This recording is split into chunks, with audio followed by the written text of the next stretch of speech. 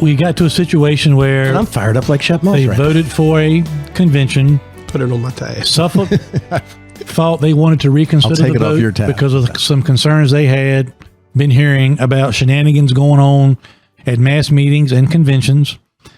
So they called another vote. The majority voted this time for a primary.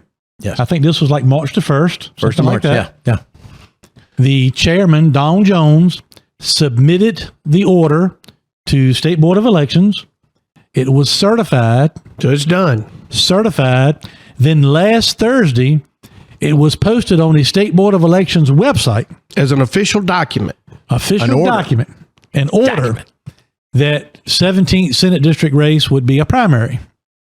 So as you can imagine, we go out as a campaign, and I'm getting signatures. Putting out signs.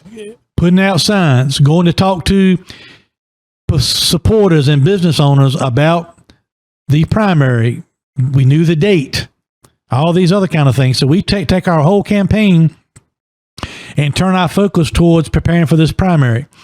So last Thursday, the website, it actually gets posted on the State Board of Elections website, primary for the 17th district. Then the next day, Friday, right at 5:00 p.m., it's pulled down off the website, and so it's not listed as a primary anymore. Now it's listed again as a convention. So the document got burned. So, Well, yeah, in cyberspace, I guess. Yeah, it got burned. But, take this to another level here. One, they said that Dawn could not file the document because they had dissolved Suffolk. But in the state party plan, the Legislative District Committee is an independent body, independent of the party in many ways. Once she was duly appointed by the existing Suffolk committee, and she They're was the the only chair, ones that could dissolve it. yeah, then how do you remove her? So they're a standalone entity. So their whole argument is that she lacked the vote on the committee to vote for a primary. A committee that has no money to pay for a convention, has no money to rent the convention hall, that has to have at least 1,500 people, has to pass fire code, has to pay for insurance, has to pay for at least water to make sure nobody passes out, has to pay for the paramedics that are going to have to be there in case somebody gets sick. That has to pay for the security and the police officers to guard usually, which is a county-owned building. These are schools where you can have these because gyms are the only places that are big enough. They can't afford it. They can't do it. And yet now it's being forced upon them because they think a primary is not into their chosen candidate's best interest. And the reason they took out Suffolk was, and I got this from Eric Brazil, was that he didn't support the chairman, the last chairman before Dawn, didn't support Youngkin, which is a fallacy. He did support Youngkin. So now they're making her pay the debt on a closed account. And that's their second reason, other than they sent a censure letter out to the speaker. I mean, they're scrambling to find a reason to justify why they dissolved the Suffolk committee. But if you dissolve the Suffolk committee, doesn't mean that Dawn is no longer the chairman or loses her right to vote, because once Suffolk, duly organized, picked her as the chairman, then she had the power to vote. So that's not taken away by what they did to Suffolk. So what she did was legal. They're acting like it was illegal because they're the judge, jury, and executioner.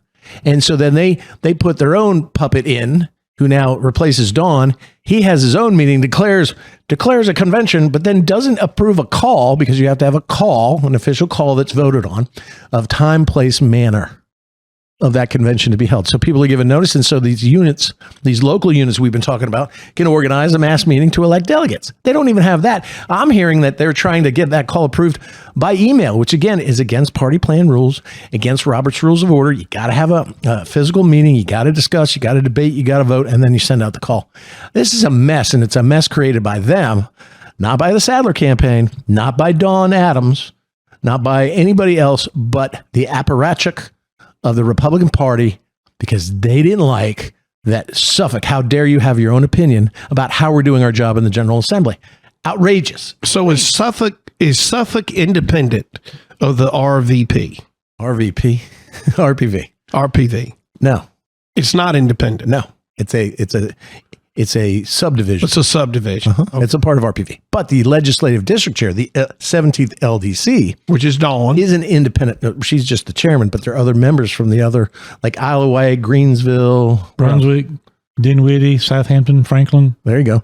They make up the legislative district chair. Each committee appoints somebody to go and represent them and make votes for them. Is the LDC independent Yes. Of the RPV, yes. of the RPV? Correct. And the RPV has, Because of the way from it's what I've just created heard, in the what we call the state party plan, it's independent. so the Republican Party has gone in and in some ways They've broken into the house and they've stolen overstepped your their stuff. bounds Right. on a independent on an independent committee. In my legal separate opinion, from yes. And here's the other problem. What Dennis Free does is he becomes the chairman of Suffolk until he appoints somebody, as you said, whoever he's appointed. But then they have to have a mass meeting to reconstitute the Suffolk committee, which they're not calling because they know when they reconstitute the Suffolk committee and they get all these members who come back out Go back to primary. No, it's going to go back to Dawn Adams as chair. Don Jones. Right, Dawn Jones. I'm sorry, Dawn Adams. Sorry. Dawn Jones. My apologies to Dawn Jones. Dawn Jones will become the chair. So Hermie, So it's an exercise in futility. She'll be reelected as chair. She's not prohibited from running for chairman again when they reconstitute the second after Dennis Free, choked it, killed it, suffocated it, and then put somebody in that he thought would be more helpful to Hermie's opponent and get what they want because they don't want fair process.